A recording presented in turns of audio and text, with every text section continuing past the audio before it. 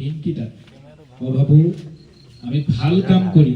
সমাজক কিবা এটা দি যাবৰ কাৰণে চেষ্টা চলাব লাগিব আৰু এই কামবিলাকে ইয়াত হয়তো আমাৰ কৰ্ণাৰজন সঞ্চালক মহোদয় নিশ্চয় শিকাইছে আৰু মই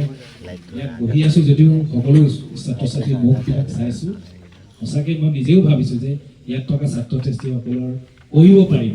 তোমালোকৰ যিটো মুখ তোমালোকে নিশ্চয় ইয়াত এই পৰিৱেশটো পাইছা যে মানুহ বহাৰ যিটো পৰিৱেশ ইয়াত আমি একেখন ইয়াতে আমি ছাত্ৰ ছাত্ৰীয়ে ইমান সুন্দৰভাৱে চিন্তা চৰ্চা কৰি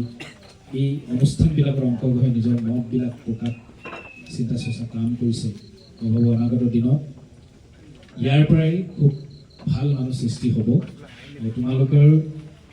মা দেউতাক এৰি এই বিদ্যালয়ত শিক্ষা গ্ৰহণ কৰিবলৈ আহিছে নিশ্চয় নিজৰ তোমালোকৰ মনৰ আশাবিলাক পূৰণ হওক যিয়ে তোমালোকে মনত পুহি ৰাখিছা যে মই জীৱনত এই কামখিনি কৰিম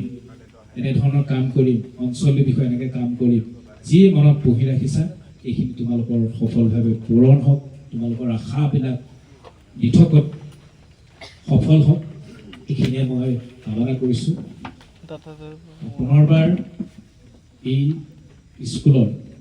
এই বিদ্যালয়ৰ শিক্ষাত যিসকল শিক্ষাগুৰু আছে তেওঁলোককো ধন্যবাদ জ্ঞাপন কৰিছোঁ ইমান সুন্দৰ এটা পৰিৱেশত তেওঁলোকে শিক্ষা গ্ৰহণ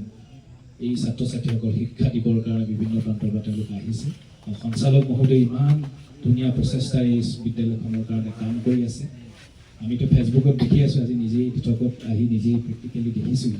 গতিকে পুনৰবাৰ ছাত্ৰ ছাত্ৰীসকলক অশেষ ধন্যবাদ জ্ঞাপন কৰিছোঁ ভাল কাম কৰি যোৱা ইয়াৰ এটা সুনাম সৃষ্টি হওক এই বিদ্যালয় অসমৰ এখন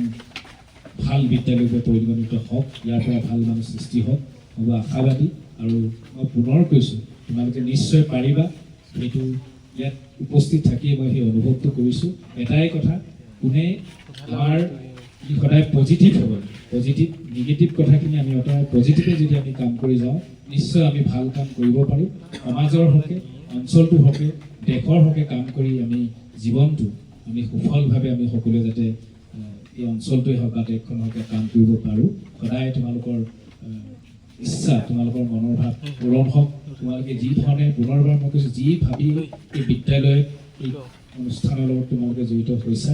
মনৰ আশা পূৰণ হওক সদায় ভাল চিন্তাৰে কামখিনি তোমালোকৰ পঢ়া শুনাৰ প্ৰতি মনোযোগ ৰাখি অনাগত দিনত যাতে তোমালোকৰ মনৰ আশা পূৰণ হয় ইয়াকে মই কৈ মোৰ বক্তব্য সামৰণি পুনৰবাৰ এই বিদ্যালয়ত উপস্থিত থাকি এই অকণমান ক'বৰ কাৰণে যি সুবিধা কৰিলে পুনৰবাৰ ধন্যবাদ জ্ঞাপন কৰিছোঁ তোমালোকৰ মনৰ আশা তোমালোকৰ যি চিন্তা সকলোখিনি যাতে অনাগত দিনত পূৰণ হয় তাকে কামনা কৰি মই কিছু মোৰ বক্তব্য সামৰণি কৰিছোঁ।